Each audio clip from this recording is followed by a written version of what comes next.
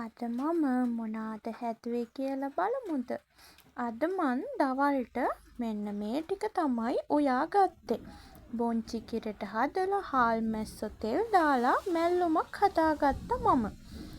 මුලින්ම උවමනා කරන දේවල් ටික මම කපා ගත්තා. කපාගෙන මෙන්න මේ විදිහට තියාගත්තා.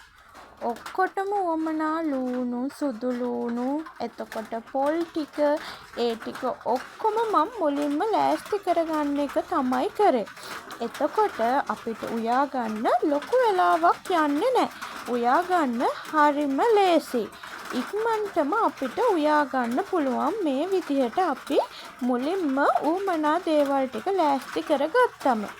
මුලින්ම මම හදන්නේ බොංචි එක.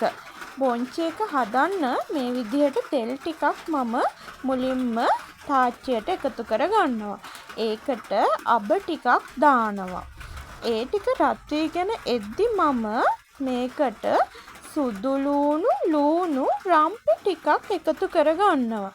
මේ ටික මේ වෙලාවේදී මෙහෙම එකතු කරගත්තම හරිම සුවඳයි. රම්පෙ එකතු කරගත්තම එළවලු එක හරිම සුවඳයි. මෙන්න මේ විදිහට තෙලට තමයි අපි එකතු කරගන්න ඕනි. මේ ටික මේ විදිහට රන්වන් පාටට බැදීගෙන එද්දි මම බොංචි ටික එකතු කරගන්නවා.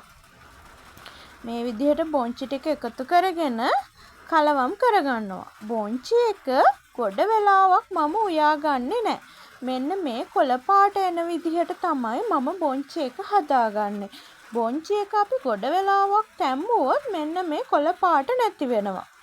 දැන් මම පොල් කිරි ටික එකතු කරගන්නවා. අද මං කිරි ටිකක් වැඩිපුර එකතු කරගන්නවා. මොකද මම බොංචි කිරි හොත්තක් තමයි හදන්නේ.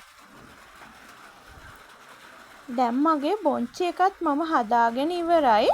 මෙන්න මේ විදිහට. දැන් මං හදන්නේ හාල් මැස්සු තෙම්පරාදුව. මුලින්ම තෙල් ටිකක් එකතු කරගන්නවා. හාල් මැස්සු තෙම්පරාදුවට නම් මං තෙල් ටිකක් වැඩිපුර එකතු කරගන්නවා. මෙන්න මේ විදිහට හාල් මැස්ස ටික මුලින්ම බැද ගන්නවා. හාල් මැස්ස ටික බැදිලා හදන්න තමයි මම කැමති. මම කන්න කැමතිත් ඒ විදිහට. හාල් මැස්ස ටිකක් වැඩිපුර බැදගත්තම හාල් මැස්ස තෙම්පරාදුව හරි රහයි. මේක බැදීගෙන එද්දි මම මේකට සුදු ලූණු, රම්පෙ එකතු කරගන්නවා. තව මම මේකට කොච්චි ටිකකුත් එකතු කරගන්නවා. මේ විදිහට යහමින් කොච්චි ටිකක් එකතු කරලා හාල් මැස්ස තෙම්පරාදුව හැදුවම හරි රහයි. දැන් මම මේකට ලූණු ටික එකතු කරගන්නවා. ලූණු ටිකට මම මුලින් කෑලි මිරිස්, කහ ලුණු ඒ ටික ඔක්කොම කලවම් කරලා තමයි මේ විදිහට එකතු කරගත්තේ.